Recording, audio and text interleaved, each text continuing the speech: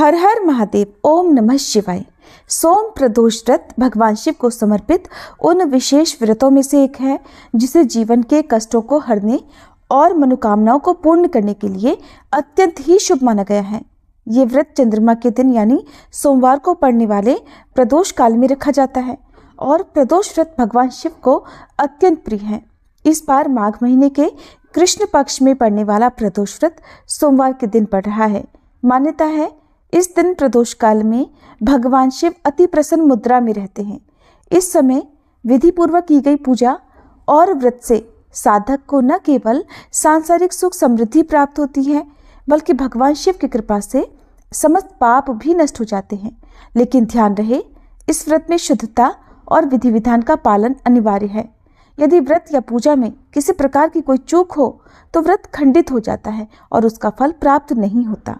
इसलिए इस व्रत को पूर्ण नियम, श्रद्धा और समर्पण से ही करना चाहिए। अब आपको बताते हैं इस बार प्रदोष व्रत की तिथि और शुभ मुहूर्त के बारे में। इसके अलावा आप जानेंगे पूजा विधि के बारे में भी। इस बार माघ महीने के कृष्ण पक्ष की त्रयोदशी तिथि प्रारंभ होगी 26 जनवरी रविवार रात 8:55 से और समाप्त होगी 27 जनवरी सोमवार रात 8:34 पर। इसलिए इस बार नियमों के अनुसार 27 जनवरी सोमवार को ही सोम प्रदोष व्रत रहेगा और सबसे विशेष बात, सोमवार के दिन ही मासिक शिवरात्रि का व्रत भी रखा जाएगा और मासिक शिवरात्रि का व्रत भी भगवान शिव को ही समर्पित होता है। तो दो व्रत आप एक ही साथ रख सकते हैं, इसलिए ये और भी शुभ संयोग माना गया है। प्रदोष व्रत के दिन सूर्योदय होगा सुबह 7:12 पर, सूर्यास्त शाम 6:06 पर। ब्रह्म मुहूर्त सुबह 5:36 से 6:24 तक रहेगा। अभिजीत मुहूर्त दोपहर 12:17 से 1:01 तक रहेगा।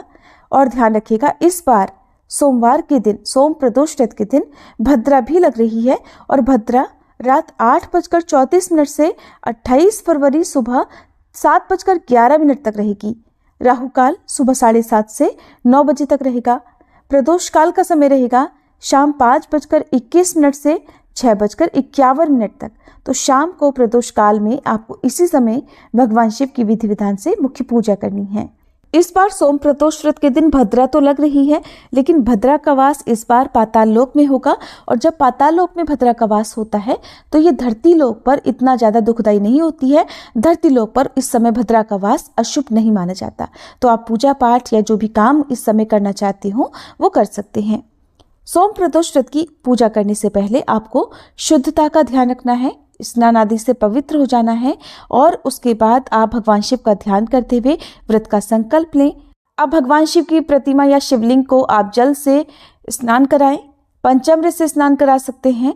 शुद्ध गंगा जल से स्नान कराने के बाद अब मिट्टी या तांबे के दीपक में शुद्ध घी या तेल का दीपक जलाएं। शिवलिंग पर बिल्वपत्र, धतूरा, अक्षत यानी साबुत चावल चढ़ाएं, पुष्प आदि अर्पित करें। सफेद और हल्के रंग के पुष्प आज के दिन अर्पित करने चाहिए और चंदन का लेप या चंदन का तिलक आप जरूर लगाएं। भगवान शिव के समक्ष धूप और कपूर जलाएं। ओम नमः शिवाय मंत्र का 108 बार जाप करें। भगवान शिव को सात्विक भोजन जैसे खीर, फल, गन्ने का रस या पंचामृत का भोग लगा सकते हैं। कथा का श्रवण जरूर करना चाहिए। इस दिन आप शिव पुराण से लेकर सोम प्रदोष व्रत कथा का श्रवण अवश्य करें।